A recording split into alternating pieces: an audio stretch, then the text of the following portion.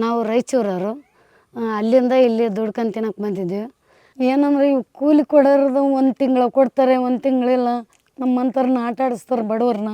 ಮಗಳು ಓದಲಿ, ನಾವು ಓದಿಲ್ಲ ಅನ್ನೋದು ಒಂದು ಸ್ವಲ್ಪ ಹಿಡಿದಿದ್ದಾರೆ ಸರ್. ನನ್ನ ಹೆಸರು ಪವಿತ್ರ. ನಾನು 9th BL ಓದ್ತಾ ಇದ್ದೀನಿ. ನಾನು GHS ಮಾರ್ಗೊಂಡನಹಳ್ಳಿ ಸ್ಕೂಲಲ್ಲಿ ಓದ್ತಾ ಇದ್ದೀನಿ.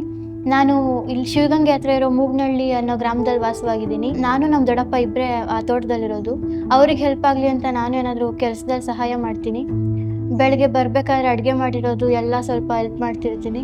ನನಗೆ ಫುಲ್ಲು ಓದಬೇಕು ಅಂತ ತುಂಬ ಆಸೆ.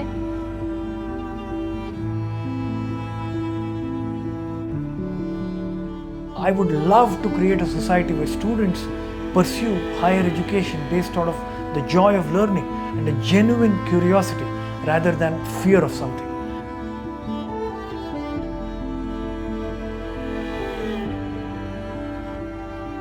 ಈ ಸ್ಕೂಲಿಗೆ ಬಂದಾಗ ಲೈವ್ ಕ್ಲಾಸು ಎಲ್ಲ ಫುಲ್ ಪ್ರಾಕ್ಟಿಕಲಾಗಿ ತೋರಿಸೋದ್ರಿಂದ ಚೆನ್ನಾಗಿ ಅನಿಸುತ್ತೆ.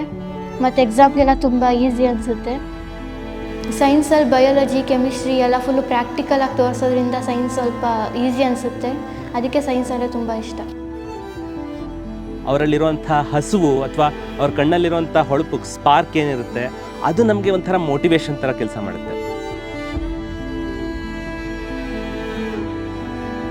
ಹಾಗೆ IPS ಆಗಬೇಕು ಅಂತ ಇಷ್ಟ. ನನಗೆ IAS ಆಗಬೇಕು ಅಂತ ಆಸೆ.